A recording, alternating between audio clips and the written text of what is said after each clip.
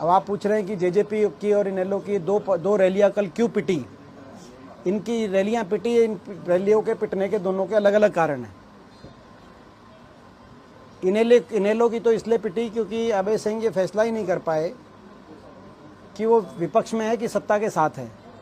2014 में उनको मुख्य विपक्षी पार्टी का रोल दिया गया था, लेकिन वो लगातार 5 साल खट्टर सरकार के खिलाफ नहीं बोले, उनके साथ मिलके चले और केवल हुड्डा साहब को निशाने में लिया उन्होंने। वो 19 सीटों से 1 सीट पे आ गए और 1 सीट के आने के बाद तुरंत उन्होंने कहा कि हम हुड्डा साहब के नेतृत्व में हम समर्थन नहीं देंगे, हम बीजेपी के लिए तैयार हैं। वो तो पहले जेजेपी पहुंच गई, उनकी बात दब गई। उसके बाद मगर राज्यसभा के इलेक्शन में भी उन्होंने बीजेपी की वोट दी। कभी और मौका आता है, राष्ट्रपति उपराष्ट्रपति आप बीजेपी की वोट देते हैं।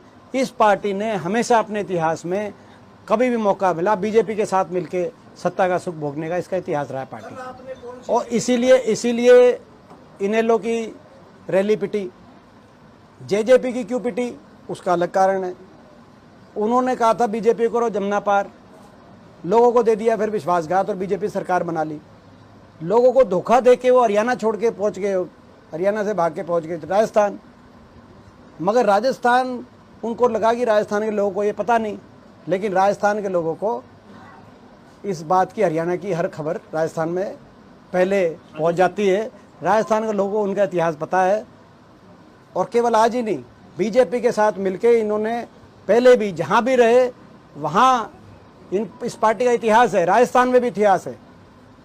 राजस्थान में जब ये कांग्रेस के खिलाफ एक फ्रंट बना पूरी अपनी हुई, तो नाथुराम मिर्धा जी जब जनता दल के, उनकी बजाय बीजेपी में भैरव सिंह शेखावत को जाके इन्होंने वहां पहले ये कर चुके हैं। तो इस तरह के जो है धोखे की खबर राजस्थान में पहुंच गई थी पहले, इसीलिए उनकी रैली इसलिए पिटी। वो ना राजस्थान के रहे, ना हरियाणा के। और ये जो इनेलो है, ना ये बीजेपी के, ना ये कांग्रेस।